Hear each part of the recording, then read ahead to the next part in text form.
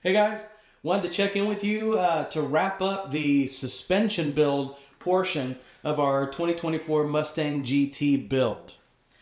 We've basically installed pretty much everything that we make for the suspension on these cars, and I can tell you that it has just radically transformed the driving experience on that car.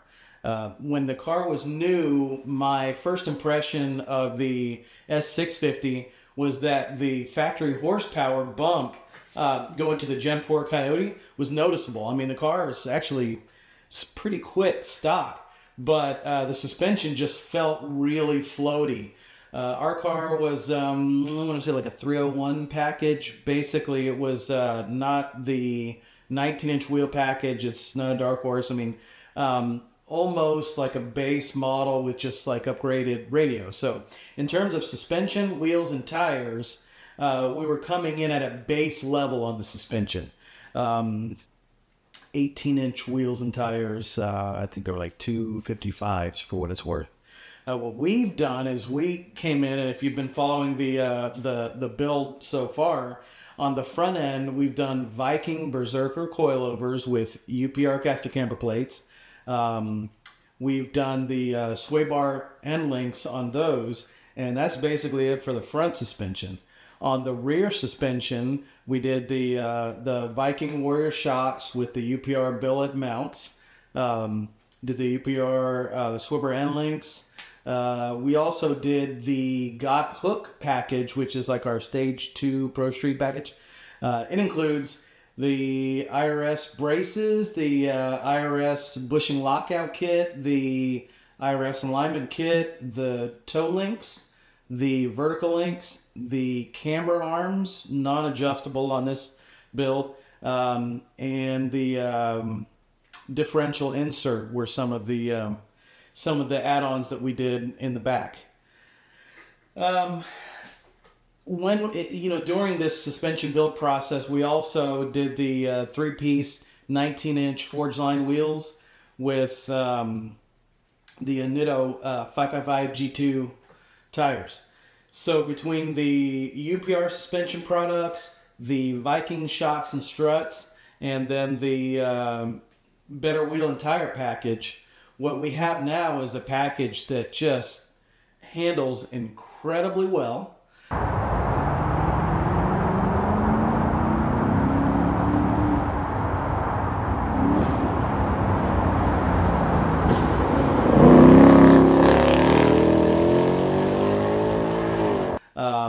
Straight line acceleration is improved.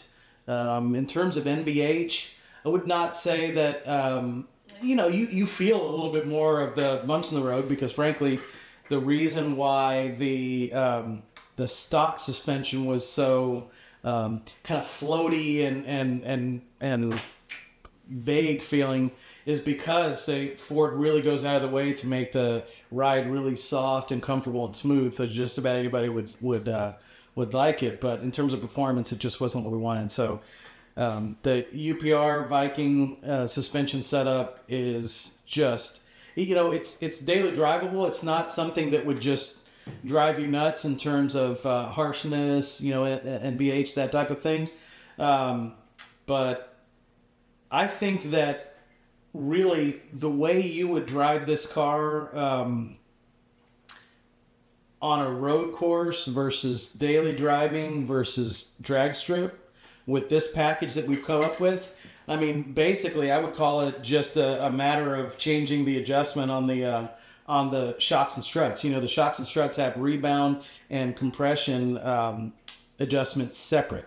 Okay, so our settings that we went with on ours, on the struts, we have a compression of 4 and a rebound of 6 clicks. And on the shocks, we did a compression of 2 and a rebound of 4.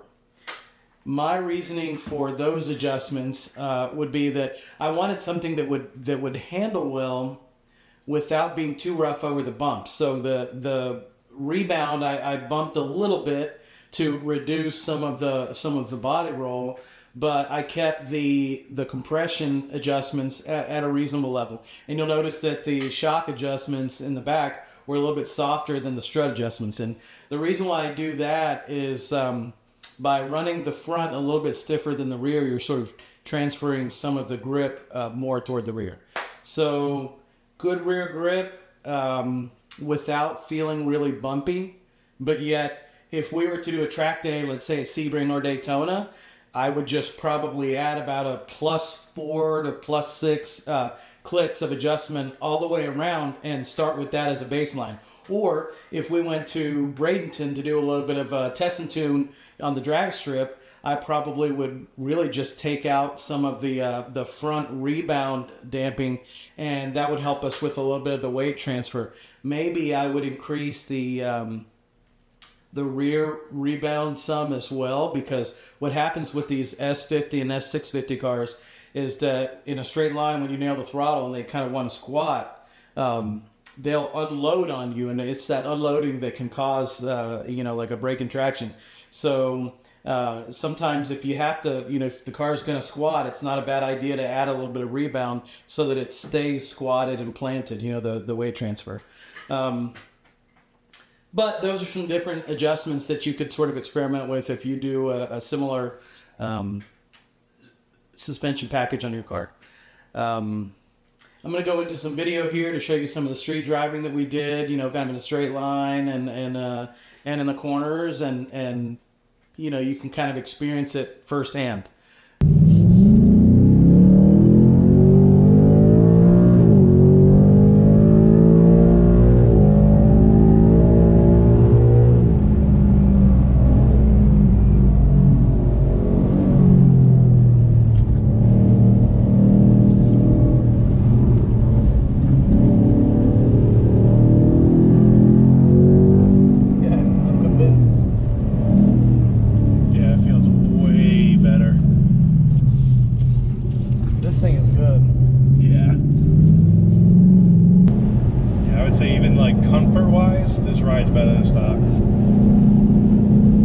Yeah, now just that adjustment there to 2.4 in the back is nice. I mean, it's still gripping, but it's just not quite as bumpy.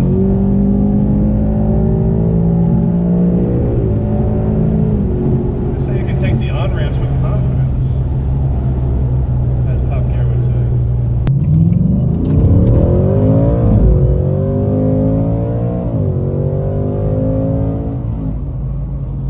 say. So all sounds good, right? Oh, that sounds great. Not too aggressive, you can talk over it. Really good performance sound. And yeah, lets you merge your traffic nicely. Nice having a little extra power. Yeah. Actually, speaking of power, the only thing we've done that could affect power so far in this car has been the exhaust. We've done nothing else. Yeah. Everything has been focused on suspension, on installing the parts that we sell. Here's a little unsung thing. The billet shifter for you automatic guys, what a nice performance feel. What a great, I wish this thing had a way to roll through the gears with an automatic with this shifter, but it feels great. It's way better than that plastic junk that is installed from the factory. So yeah, get one of those if you got a automatic car. It is nice. But yeah, I mean, the ride quality on this just changed. What was that, 2 clicks you changed? Yeah, it took 2 clicks of compression out of the back. So right now we're at 2 compression, 4 rebound in the back, and we're at 4 compression front and 6 rebound front, and feels good, man. This is a win right now. I'm loving this. I would say, good job, Viking.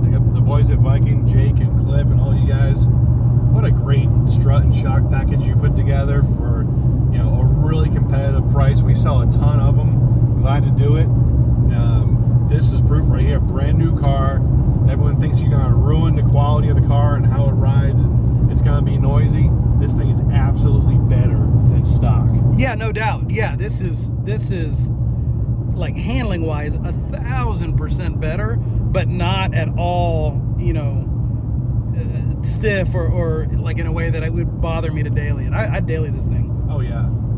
And truth be told, we did have a little bit of noise out of the back, which we found that we just had to adjust one of the exhaust pipes because it would get a little close to the sway bar, and that's some of the things you'll go through. Like when you're putting a car together, you're gonna find certain things that you're gonna tweak and you're gonna maneuver to make it better. And that 5 minutes we spent going over the car and adjusting adjusting that pipe, all the difference in the world. Yep.